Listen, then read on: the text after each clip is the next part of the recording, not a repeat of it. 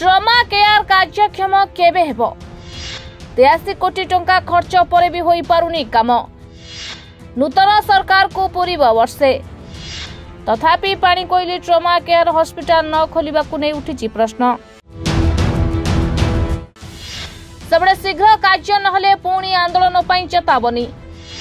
विधायक कहले खूब शीघ्र हेबो पाणिकोइली ट्रमा केयर उद्घाटन दीर्घ दिन होला पाणिकोइली ठारे निर्माण सरिथिबा ट्रमा केयर हॉस्पिटल लोकंको सेवा पई उत्सर्ग करा न जाई ताला पड़िछि बहु प्रतीक्षित पाणिकोइली ट्रमा केयर टी विगत दिन में पाणिकोइली ठारे जाजपुर मेडिकल कॉलेज पई प्रस्ताव थिबा बेले विगत सरकार समय राजनैतिक छक्का पंझारे कॉलेज को जाजपुर शहर को उठाई निया जायथला एहाकु विरोध करी स्थानीय लोकमानक सह बुद्धिजीवी समाजसेवी एवं अनेक राजनेता मानक आंदोलन तीव्र रूप नैथिला दीर्घ मास धरी आंदोलन चलथिला स्थानीय लोकंको आक्रोश को नजर रखी विगत सरकार पाणिकोइली ठारे अत्याधुनिक ट्रमा केयर हॉस्पिटल टी 83 कोटी टंका विनिमय निर्माण करा जायथिबा बेले ओडिसा रे नूतन भाजपा सरकार करिबा परे मध्य एक वर्ष हेबो पाणिकोइली ट्रमा केयर टी शुभ उद्घाटन होई पारुनी जदि यथाशीघ्र शुभ उद्घाटन न हुए पुणी थे आंदोलन हेबो बोली चर्चा हेउछि सुभाष दल पाणिकोइली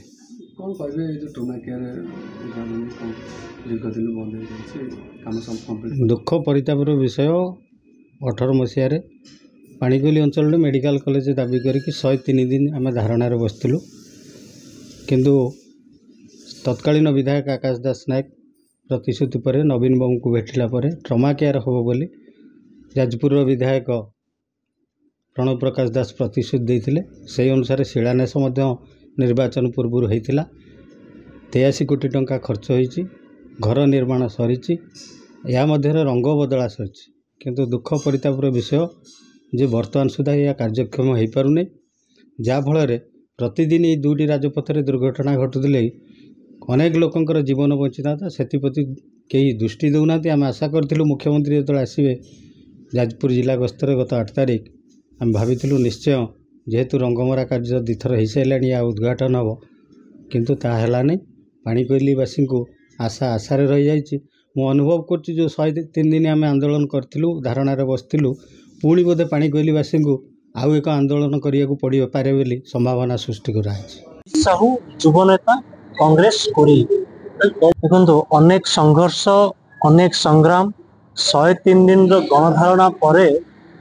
मार्च 7 तारिख 2019 मसीह तत्कालीन स्वास्थ्य मंत्री करकमल शुभ दिया कि पाणिकोइली ठारे गोटे 100 शज्या विशिष्ट दुर्घटना सेवा चिकित्सालय बा ट्रमा केयर फैसिलिटी पे शुभ दिया आ भितरे गोटे 2टा साधारण निर्वाचन गलानी एवं गत साधारण निर्वाचन 2024 साधारण निर्वाचन पूर्व यही दुर्घटना सेवा चिकित्सालय काम संपूर्ण हो सारी ये पाखापाखि 183 कोटी टंकार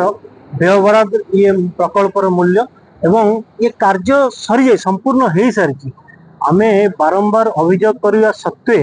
हमको जिलापाल गोटे देइतिले कि 24 फेब्रुआरी 2025 सुधा हम ताको हस्तांतर करिवु किंतु दुखर विषय आज पर्यंत ट्रमा केयर फैसिलिटी सेंटर की उद्घाटन हो पारा ना जहाँ फल कि साधारण मनुष्यटे तुरंत सेवा चिकित्सा पाइबारु वंचित होउची एवं माने निरीह जीवन चली जाउची बहुत मूल्यवान जीवन चली जाउची तेणु कांग्रेस दल तरफ मु दाबी करुची यथाशीघ्र ये ट्रमा केयर फैसिलिटी सेंटर बा 100 शज्या विशिष्ट दुर्घटना सेवा चिकित्सालय को तुरंत अविलंबे उद्घाटन करेंगे नचेत आगामी दिन में आंदोलन हम आंदोलन तीव्रतर हम एवं ये आंदोलन राजरास्तार पहुंचू जेपर्यंत सरकार आम दाबी की न मानते से पर्यंत आंदोलन जारी रहिबो। तबे बीजेपी दलर कोरई विधायक आकाश दास नायक कहते खूब शीघ्र यह उद्घाटन हेबो ए ट्रमा केयर हॉस्पिटल आवश्यकता दिन को दिन वृद्धि पाइबार लगी तेज ट्रमा केयर हॉस्पिटल 100 शज्या विशिष्ट होता बेले अत्याधुनिक चिकित्सा जोगाई देवार कार्यक्रम रही जल्दी खोल जबार संभावना अच्छी मुझे विभाग कर्तृपक्ष मान सहित आलोचना करी स्वास्थ्य मंत्री गोटे पत्र लिखी